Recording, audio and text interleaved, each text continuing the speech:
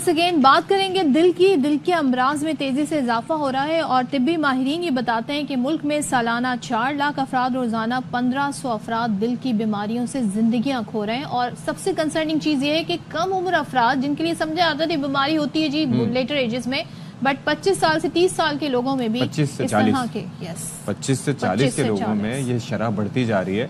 वैसे तो शायर कहता है कि दिल तो है दिल का एतबार क्या कीजिए, लेकिन बात यह है कि एक मखसूस उम्र से पहले अगर ये मर्ज लाहक हो जाए तो फिर इसका मतलब है कि इंटरेस्टिंगली 80% चांसेस हैं कि आप इससे बच सकते हैं अगर आप प्रिवेंटिव मेजर्स ले लें। तो चलें जी, इस पर बात कर लेते हैं। दिल की बीमारियों और उनके हल से मुताल्लिक एग्जीक्यूटिव डायरेक्टर टबा हार्ट इंस्टीट्यूट और कार्डियोलॉजिस्ट भी हैं डॉक्टर बशीर हनीफ साहब।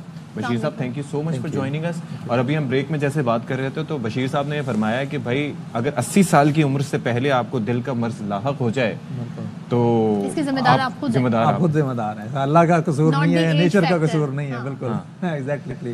द रीजन बीइंग, देखें इस वक्त पूरी दुनिया में लीडिंग कॉज ऑफ डेथ जो है वो हार्ट डिजीज है। इससे पहले हम समझते थे कि ये वेस्टर्न वर्ल्ड में ज्यादा बीमारी होती है, यहाँ पे नहीं है। बट इस वक्त इवन डेवलपिंग कंट्रीज जिसमें पाकिस्तान शामिल है, इसमें भी number 1 cause of death is cardiovascular disease, heart का डिजीज है।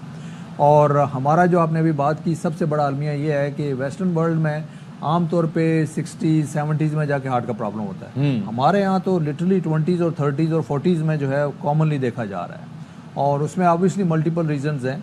बट मेजर रीजंस क्या हैं? मेजर रीजंस देखें, there are multiple risk factors होते हैं, ठीक है। एक तो रिस्क फैक्टर्स में जो है हाई ब्लड प्रेशर है, कोलेस्ट्रॉल है, शुगर है। बट हमारे यहाँ जो जेनेटिक्स प्लेयर हो नहीं, वही मैं बताने लगा हूँ। हमारे यहाँ 2-3 चीज़ें जो है इंपॉर्टेंट है। ऑब्वियसली ब्लड प्रेशर, शुगर और कोलेस्ट्रॉल का प्रॉब्लम तो है ही है, लेकिन एक तो स्मोकिंग बहुत ज्यादा होता है, एक्टिव और passive smoking, that is very important. Second, lack of physical activity. Lack of physical activity बहुत अहम रोल प्ले करती है। और अभी देखें स्कूल्स में unfortunately there are no grounds. घरों में स्कूल बने हुए हैं, बिल्डिंग में स्कूल बने हुए हैं, बच्चे कोई एक्सरसाइज नहीं कर पा रहे। एग्जैक्टली। और हमारा लाइफस्टाइल इतना बिजी हो गया है कि वेरी सिंपल आंसर जब मैं किसी पेशेंट से पूछता हूँ तो जवाब मिलता है, डॉक्टर साहब बिजी हैं, सुबह 7 बजे जाता हूँ, 8 बजे आता हूँ, टाइम नहीं मिलता, मैं कब करूँ। तो मतलब लैक ऑफ एक्टिविटी हो गया। और जेनेटिक्स जो आपने बात की, सब कॉन्टिनेंट जिसमें इंडिया पाकिस्तान शामिल है, हमारा जेनेटिकली हम एट ए डिसएडवांटेज है कि हमारा गुड कोलेस्ट्रॉल जो है वो कम है और बैड कोलेस्ट्रॉल ज्यादा है। तो उसकी वजह से हमारी आर्टरीज भी रिलेटिवली साइज छोटा है और रिस्क ऑफ हार्ट डिजीज भी जो है वो कई गुना ज्यादा हो जाता है। अब जरा ये फरमाइएगा कि इसके अंदर कई पहलू देखें। कई लोगों ने अपना लाइफस्टाइल चेंज किया जब उन्हें पहली दफा दिल का दौरा पड़ा, ठीक है, हार्ट डिजीज की तरफ गए, भले वो एंजाइना हो या उससे हटके कोरोनरी आर्टरी डिजीज हो या कोई भी। लेकिन ये जो आजकल हम अक्सर और बेशतर सुन रहे हैं जवान लोगों में बिलखुसूस कार्डियक अरेस्ट, सडन डेथ्स, इसके बारे में एक तो मालूमात ना होना और फिर उसके बाद इसकी प्रिवेंशन कैसे की जा सकती है। एक बात तो मैं आपको कहना चाहूँगा, देखें एक it's very important to note and remember कि इट्स नेवर टू लेट और never too early to take care of your heart. That is very very important. जब भी हो उसी वक्त जो है आप अपना शुरू कर दें। जैसे बच्चों की हम बात कर रहे हैं, स्कूल के बच्चों से ही देखें आजकल ओबिसिटी बच्चों में भी बढ़ती जा रही है, खाना पीना बहुत ज़्यादा है, फास्ट फूड्स बहुत, जंक फूड्स बहुत ज़्यादा है, एक्टिविटी नहीं है। तो उस टाइम से ही आपको जो है अपने दिल का ख्याल रखना चाहिए। और देखें प्रायोरिटी यू हैव टू, हर साल वर्ल्ड हार्ट डे मनाया जाता है और एक्चुअली कल वर्ल्ड हार्ट डे मनाया जा रहा था। और पर्पस ये है कि अवेयरनेस क्रिएट की जाए और प्रिवेंशन पे फोकस किया जाए और अर्ली डायग्नोसिस पे और उसकी ट्रीटमेंट पे फोकस किया जाए। प्रिवेंशन क्या हो सकती है, लाइक किस एज से आप क्या ऐसे इकदाम करें जिससे प्रिवेंशन हो? अगेन मैंने जैसे कहा ना, आपको स्कूल एज से ही, बचपन से ही माँ बाप को ख्याल रखना है कि बच्चों को क्या खिलाना है, उनको एजुकेशन देनी है, क्या खाना है क्या नहीं खाना, एक्टिविटी कितनी इंपॉर्टेंट है। और स्कूल्स में जो बनते हैं उसमें मेक श्योर रहना चाहिए कि जी कोई ना कोई एक्सरसाइज और एक्टिविटी हो। आजकल अनफॉर्चुनेटली वो फोन्स और सोशल मीडिया और ये सारी चीज़ें इतनी कॉमन हो गई हैं, वीडियो गेम्स, के बच्चे भी इस सार लगे रहते हैं। तो need to start from childhood, आपको वेट नहीं करना। From what I understand is कि चलें ठीक है, हम ऑयल ठीक यूज करें, हम नमक का इस्तेमाल कम करें, हम फिजिकल एक्टिविटी करें, बिल्कुल। और उसके अलावा क्या करें? देखें फिजिकल एक्टिविटी पे मैं बार बार फोकस करना चाहूँगा, इट इज़ वेरी इंपॉर्टेंट। देखिए कोई इंटरवेंशन मेडिकल फील्ड में ऐसी नहीं है कि जिसमें आप एक सिंपल चीज़ से 40% उस प्रॉब्लम को कम कर सकते हैं। अगर आप 30 to 45 minutes 5 days a week, 30 to 45 minutes 5 days a week कोई भी ब्रिस्क वॉक है, कोई गेम है, कुछ भी एक्टिविटी अगर आप कर लेते हैं तो आप 40% हार्ट डिजीज का रिस्क कम कर सकते हैं। There is no other intervention. आप मेडिकेशन ले लें, कुछ भी ले लें, सर्जरी करा लें, वो इतना नहीं कर सकती जितना ये सिंपल। और कोई इसमें खर्चा नहीं है, सिर्फ आपको प्रायोरिटाइज करना है अपनी हेल्थ को और अपनी हार्ट हेल्थ को, और अपने लिए टाइम निकालना है। तो किस तरह के टेस्ट और चेकअप भी करवाए जा सकते हैं? बिल्कुल, टेस्ट और चेकअप कराए जा सकते हैं। टेस्ट सिंपल टेस्ट हैं बेसिकली। एक तो ऑब्वियसली अगर आप रेगुलर एक्टिविटी वॉक करते हैं तो वो आपका डेली का स्ट्रेस टेस्ट है। अगर आप 45 मिनट ब्रिस्क वॉक करते हैं, that is a stress test for you. But heart के लिए आजकल जो कपल टेस्ट हैं जो स्क्रीनिंग के लिए, ऑब्वियसली एक तो हम स्ट्रेस टेस्ट करते थे कि ट्रेडमिल पे वॉक करके देखते थे कि पेशेंट को सिम्टम, बट आजकल एक सिंपल एक्सरे टेस्ट है जो कैल्शियम स्कोर कहलाता है।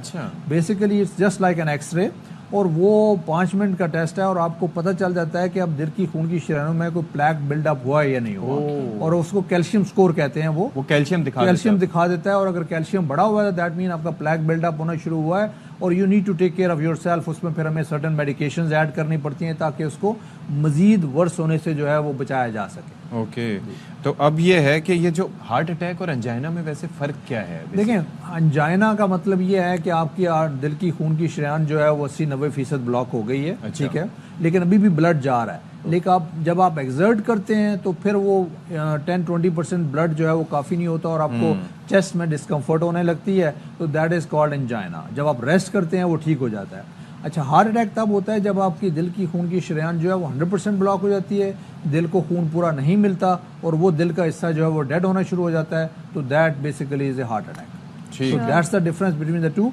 लास्टली में एक चीज़ इंपॉर्टेंट है, देखें, चेस्ट डिस्कम्फर्ट, एंजाइना या हार्ट अटैक का पेन जो वेरी टिपिकल जो होता है वो एटलीस्ट मुट्ठी साइज एरिया में होता है, सेंटर में होता है। जरूरी नहीं कि पेन हो, हैवीनेस, टाइटनेस, घुटन या दबाव महसूस होता है, ब्रीदिंग इश्यूज, जी ब्रीदिंग इशू भी आते हैं, but the most important thing is it gets worse with exertion और रेस्ट पे आराम आता है। Are there any sir early signs और स्टेज 0?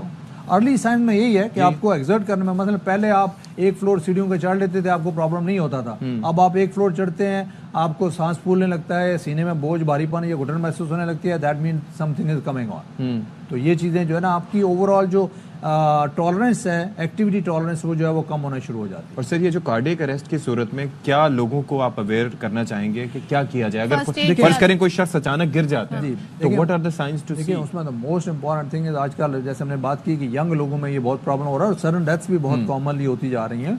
तो I think the most important thing is कि हर शख्स को, हर लेमैन को एक बेसिक लाइफ सपोर्ट होता है जो बहुत सिंपल है। आप इजीली, हमारे तबा हार्ट इंस्टीट्यूट में भी रेगुलर क्लासेस की जाती हैं जिसमें कि आपको चंद घंटे में सिखाया जाता है कि अगर आपको कोई इस तरह का हो, सडन अरेस्ट हो जाए, तो आप क्या कर सकते हैं। तो वो सिंपल कोर्स होता है, एवरीवन शुड लर्न इट। अच्छा, ठीक है ना जी। और बहुत ही सिंपल और इजी, ले मैन, अनपढ़ आदमी भी जो है वो सीख सकता है कि पेशेंट को कैसे लेटाना है, उसको आर्टिफिशियल ब्रीदिंग कैसे देनी है, या CPR, चेस्ट कंप्रेशन कैसे करने हैं। जब तक कि एक्सपर्ट मेडिकल हेल्प नहीं पहुंचती है, तो आप डेफिनेटली लोगों को जो है वो बचा सकते हैं अगर ये बेसिक चीज़ें स्टार्ट कर दें।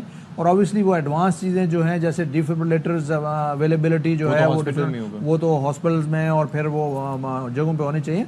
बट एक आम आदमी सिंपली उनको सर्टन पोजीशन में लिटा के अगर उनको ब्रीदिंग देना शुरू करे, माउथ टू माउथ ब्रीदिंग, और फिर चेस्ट कंप्रेशन शुरू कर दे, तो जब तक मेडिकल हेल्प मिलती है तो वो उसको बचा सकते हैं। ऑक्सीजन वगैरह मिलती रहती है तो उसको बचाया जा सकता है उस पर। Thank you so much doctor Bashir, आपने हमें बहुत इन्फॉर्मेशन जो दी है, बहुत कीमती इन्फॉर्मेशन। मुख्तसर सा वक्त था लेकिन बड़ी जबरदस्त गुफ्तगू रही। और डॉक्टर साहब खुद की, उनकी जब हमने उनसे शुरू में पूछा तो बड़ी अच्छी उनकी रूटीन है माशाल्लाह, साइकिलिंग अच्छी खासी करते हैं सुबह सवेरे, and he keeps himself fit. तो hats off to you for doing that, and that is why he is so lean and so fit. तो हमें भी ये करने की जरूरत है भाई, जो आप कर सकते हैं करें। क्रिकेट खेल सकें मेरी तरह क्रिकेट खेलें, बाकी कोई एक्टिविटी हो वो करें, रनिंग करें, वॉक करें, ब्रिस्क वॉक करें, और अपने आप को एक्टिव रखें। और आजकल जो मोबाइल की वजह से हम बैठे रहते हैं, प्लीज ऐसा ना करें। अपनी सेहत के साथ अपने दिल का बहुत ख्याल रखें। दिल को सिर्फ एक ही वजह से स्ट्रेस दें, you know what I mean. अपने लिए टाइम निकालें। विद डिस्क्लेमर, मैं आपसे इजाजत चाह रही हूँ। अल्लाह शाद रहिए, आबाद रहिए, अल्लाह हाफ़िज़।